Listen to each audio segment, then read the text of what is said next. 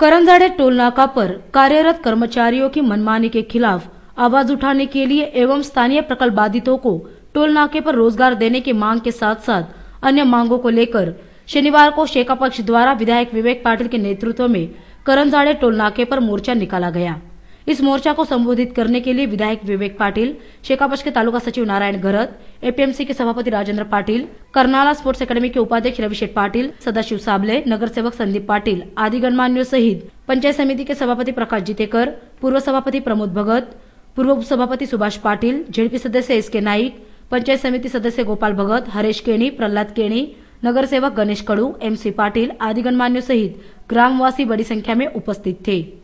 इस दौरान टोल नाके पर कामगारों की अवैध रूप से की गई नियुक्ति पर बोलते हुए विधायक विवेक पाटिल ने कहा कि जिन किसानों ने अपनी जमीन दी है उन्हें उनका हक मिलना चाहिए। या ठिकाणी मॅनेजमेंटचे काही लोक आले आणि त्यांनी आपल्याशी चर्चा केलेली आहे, पण या ठिकाणी मी मॅनेजमेंटला येण्याची यायला तर सांगू इच्छितो की कुठल्याही परिस्थितीमध्ये जी इथं हप्तेबाजी चाललेली आहे, ही हप्तेबाजी हा लाल बावटा बंद केल्याशिवाय ठेवणार नाही, हा मुद्दा शेतकरी कामगार पक्षाने केलेला आहे। कालच्या पोलीस स्टेशनच्या बैठकीमध्ये मी सांगितलं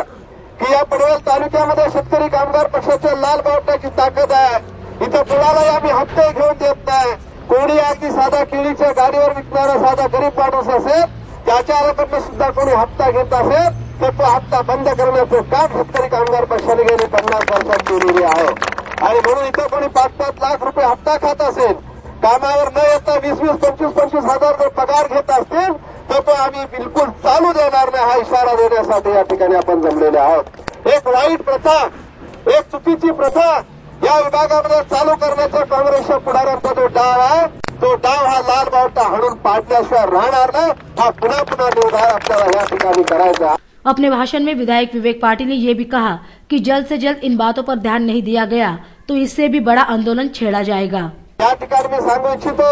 तर कालच मी पोलीस स्टेशन मध्ये आणि या इथल्या मॅनेजर लोकांना सांगितलं होतं का तुम्ही पोलीस लोकांना घेऊन येऊ नका, पोलिसांना तुम्ही येऊ नका। ज्यांना हे हप्ते देतात, ज्यांना 5-5 लाख रुपये हप्ते देतात, त्यांच्यात हिंमत असेल तर आमच्या समोर इथे भिडावं असं जाहीर आव्हान त्या ठिकाणी आम्ही दिलेलं होतं, पण त्यांची या ठिकाणी हिंमत आली नाही। जर कोणी गुंडगिरी करत असेल, त्या ठिकाणी हप्ते खात असेल तर ते हप्तेवरला ठेचून काढल्याशिवाय आम्ही राहणार नाही, हा आमचा शेका पक्षाचा निर्णय आहे। या ठिकाणी आपण आल्यानंतर मॅनेजमेंट आले 16 तारखेपासून आपल्या करजाड्यातले नव्याने 30 लोक, 30 तरुण करजाडे असतील की आपण ते बसून ठरवूच, आपण करजाड्याला जास्त हिस्सा द्यावा लागेल, बाकीचे काही प्रमाणात आपल्याला थोडेफार घ्यावे लागणार,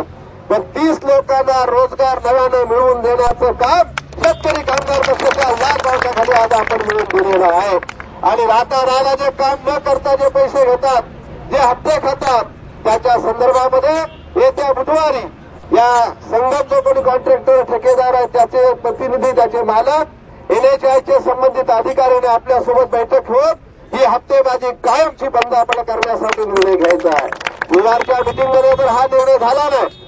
जर का त्या ठिकाणी त्यांनी आपलं म्हणणं मान्य नाही केलं तर हा टोल कायमचा शेका पक्षाकडून बंद केला जाईल, या देखील निर्णयाची चमकतील पोलीस सेवक या ठिकाणी गोळा झाडत पुन्हा एकदा 84 सारखं आंदोलन झालं तरी चालेल, पण या प्रथा बंद आपल्याला करायच्याच आहेत, ते करण्यासाठी आपण साऱ्यांनी सिद्ध व्हावं अशी माझी आपल्याला विनंती आहे।